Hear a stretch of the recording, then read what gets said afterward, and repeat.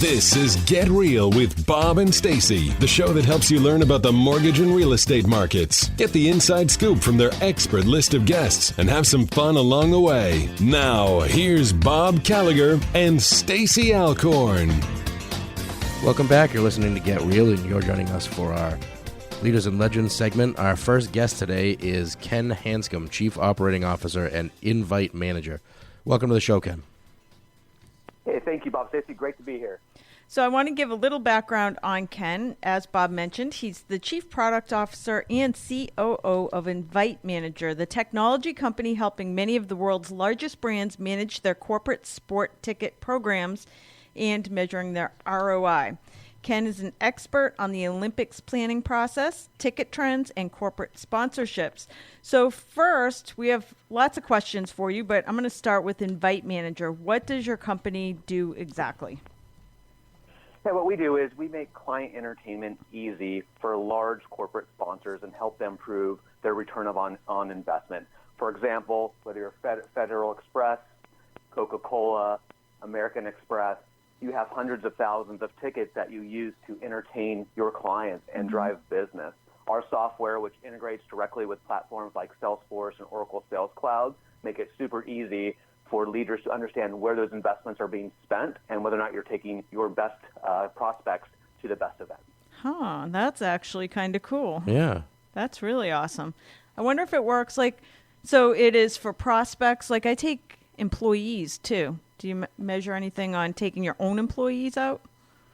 Yeah, so some companies do that as well, where they have certain programs like maybe it's a lottery or, they have this term called Ticket Tuesdays, where any leftover inventory employees can come in and purchase for, half price. Depending on the company, they set different incentive programs for their employees, their prospects, and their customers to make sure that those assets that they've gotten through these important sponsorships, whether it's with the Olympics or the NBA or the PGA Tour, to make sure that they're utilizing those assets the best way that they can. Huh. That's really awesome. It's a great idea. All right. So it's a lot of fun. Let's talk a little bit about what you do with the Olympics. First, you spent 17 days at the Rio Olympics in 2016. You attended over 30 events. What was the most exciting part of the experience for you from a business standpoint? What did Rio do right, and what lessons can be learned from other city organizers? Yeah, Rio was a very interesting experience. It was a lot of fun, but it was a lot of chaos too. I think a lot of us, I experienced it firsthand. A lot of people saw it early in the news. It started off maybe with a number of challenges, whether it was long security lines, maybe a lot of available tickets and empty seats. But throughout the games, it got better and better. The Rio team really and the city really improved throughout, and I think by the end things were running pretty smoothly. For me, my favorite events are always the swimming events, and had the opportunity to see, the historical swims by Michael Phelps and Katie Ledecky, just to name a couple of them. But really from a business perspective, I think a couple things that were really key there. The first is the ability to kind of improve in crisis mode. Rio really, it was a crisis very early on, and they really focused on the issues, whether it was transportation, whether it was the security line, and they improved throughout. I think that's really a second success story from a sponsor and business perspective was really what happened with TV and broadcasting. Some of the largest audience ever, specifically through whether it was social media or the online, not just through a typical TV viewership. But Rio itself was interesting. Some of the lessons for the future could be a little bit more advanced planning, realizing when your ticket sales aren't happening a year in advance, the ability to kind of get them out, more than they were able to at that time. But in general, I think Rio did about the best that they could, given the situation with the various crises they had going on. So in general, I should probably know this, and I think Boston was trying to compete to have the Olympics here at some point. But is it profitable for a city? Because I understand like getting all the people to the city and you get all kinds of other perks, but it seems crazy expensive to have the Olympics in a city. Yeah, and what do you do with the buildings afterwards? Right. Yeah, that's the chief problem that's really facing the International Olympic Committee right now. The last profitable games that we saw was, Atlanta may have been profitable, but really the LA 1984 Summer Games was really the last truly profitable Olympic Games that's been seen. And then now you've had three, basically Beijing, followed by Sochi, that just spent just tremendous amounts of money, and of course Rio was very expensive, especially heading into a downturn because of what happened in Rio in Brazil with the oil prices. Right. So as they're looking at the next couple of Olympic cycles, the cities that are kind of at the forefront now are ones that have the opportunity to actually turn a profit, which surprise, surprise, people really want to turn a profit for events like this. Wow. So recently there was a meeting, the International Olympic Committee. They had an early June meeting. What was decided at that meeting? Yeah, it was a little bit of a surprise in terms of historically what's happened is that the executive board of the International Olympic Committee has recommended that coming up in September that both the 2024 and the 2028 games will be awarded at the same time. This is unprecedented in that it has not happened in over 100 years. The last time this happened was in 1921 when both the 1924 games, which coincidentally was awarded to Paris, and then to Amsterdam in terms of the 1928 games. So it's something that's kind of very exciting, I think, for at least the two cities that are left, Paris and Los Angeles.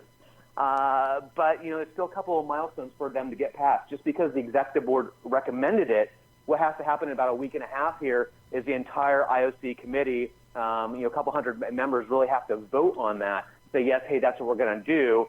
And then in Lima, Peru, in September is when they'll actually award who gets 2024 and who gets 2028. Interesting. I just came back from Paris recently, and all I could say is that I thought Boston traffic was really bad. Paris is worse, and they drive crazy. Yeah. Like they go into these like little roundabouts at like 90 miles an hour, and basically I think the goal is you just go and everybody else watch out for you. Yeah, just ram your way out of it. Oh again. my God, it was ridiculous. So I cannot imagine the Olympics in Paris. But can you make a case for both Los Angeles and Paris, Ken? Yeah, both of these cities, Paris and Los Angeles, have probably two of the better bids that the Olympics have seen in the last, let's say, 30 years from a profitability and a sustainability perspective. So starting with Paris, Paris, basically 95% of the venues are either current venues or temporary construction. They have a real focus really around having a green games, focused on 100% renewable energy and about 50% a reduction in carbon footprint. The other argument that Paris has is they've bid 6 times in the last 30 years unsuccessfully. And again, it'll be the 100-year centennial anniversary of the first Olympic Games in Paris, of which the founder of the IOC was a Frenchman named Pierre de Coubertin, who basically started the whole modern Olympic movement. So there's a very historical, emotional, as well as a conservation view in terms of their bid. Wow. So now for Los Angeles, Yep. Oh, go ahead. I was going to ask, what about Los Angeles? Yeah, on Los Angeles, I mean, you got the weather, you have Hollywood, you have the whole story there. In addition, their bid is even more compelling in that right now it looks like it is planned to turn a profit. There are no permanent venue construction, and the couple of temporary venues that they're building are not very costly, right? You have basically an Olympic volleyball stadium that will be there at the Santa Monica Pier on the beach, and then you have an aquatic center that will be built on the USC campus. They don't have to build any housing, because they'll be leveraging a combination of USC's and or UCLA's student housing to host whether it's the athletes or a lot of the dignitaries or the folks that will be coming in for broadcasted media. So it's a very solid, financially sound, and a successful plan. So both of them have tremendous, I think, stories to tell. I think it's going to come down to the wire in terms of who gets which one. And when you say bid, is it the cities actually offering money to the Olympics to get the Olympics in their city? Yeah, what it is, basically it's a proposal which includes all the financing, and it may or may not include government funds. So it's a combination of private-public partnerships. It includes all of the revenues that will come from ticketing, from local and national sponsorships. It also includes any expenses that will happen, as well as in some cases, if there's revenue shortfalls, who will guarantee any of those shortfalls. In some cases, those will come down to taxpayers. It also includes, what are they spending on security and any kind of national or federal government money that's required. So it's basically a holistic view in terms of what the expectations are, what they will promise to deliver, and then what are the financing, what is the financing situation, and what is the potential profit or loss associated with the bid. Do the athletes and teams have any impact on choosing the city? They don't directly, but one of the big focuses of the bid is what is the athlete and their family's experience. And that is one area where LA has specifically focused on making sure that is the best experience for not only athletes, but their families. Historically, there has been a problem where athletes have been unable to get tickets for their families. They're only given 2 tickets by some Olympic committees. Here in the U.S., our Olympic committee gives each athlete 2 tickets for every event that they're competing in, which can leave other family members kind of sitting outside venues, begging for tickets, having to go to scalpers, because many times these are very popular events. What LA has done is said, hey, you know what, regardless of what your national committee has done, the Olympics itself will be providing tickets directly to you and your family. They're also setting up special family areas that are within the Olympic Village so that the athletes can be close to their families. So it's a really unprecedented view in terms of how do we make sure that the athletes, which Olympics are for, are really truly a world-class experience for them. I wonder if over the last 10 years, have you seen that there are far less cities that even put a bid in because of basically you kind of, with all the terrorism there is today, that basically it's like you put a target on your city by even trying to get the Olympics there? Yeah, I think it's been less about terrorism. It's been more about this large, lavish expenses that we've seen in, in Rio, that we've seen in Sochi, and that we've seen in Beijing, where if it's being funded on the backs of taxpayers, we're seeing referendums show up in cities like Hamburg, and Budapest, and Rome, where basically the citizens are saying, hey, we're not going to use our hard-earned tax dollars that we're funding for a bunch of elites to come to our city and throw parties for themselves and leave, in some cases, you see in Rio right now, a number of venues that were built specifically for the games that aren't being cared for. And so the International Olympic Committee is really focusing on how do we do better there, and that's why the focus on the Paris and Los Angeles bids, with very few things being built, and budgets that are roughly a half to third to a fourth of the previous 4 or 5 Olympic cycles, is what they're trying to do to start re-attracting cities to come and pull off the game. Okay. As far as both Paris and Los Angeles goes, can you share any insight in terms of TV viewers, higher attendance in certain areas, ticket sales, corporate sponsors? Yeah, I'll say a couple things in terms of this. I think in terms of when we look at U.S. participation, TV viewership, for this last Olympic cycle, even though it was in a U.S.-friendly time zone in Rio, it was down 17%, and it was down 25% specifically in the 17 to 39, age range. I think if it ends up being in Paris in 2024, at least in the U.S., will continue to see some of that decline. However, if Los Angeles gets 2024, I think we'll see a real revival there. If you look back at London for their 2012 Olympic cycle, they did have, in the lead up into them getting the games, they definitely had really over a number of years, it really trailed off in terms of participation, in terms of sponsors, in terms of viewers, in terms of fans, but that really renewed the energy, and I would expect the same thing to happen in 2024, specifically if LA gets it. Right now I think Europe is on a high because of coming off the 2012 London Games, which were very successful, and so I think it will continue there. So I think the real risk that the International Olympic Committee has to look at is if you continue to have declining TV viewership, the NBC contract with the IOC makes up 25% of their annual revenues.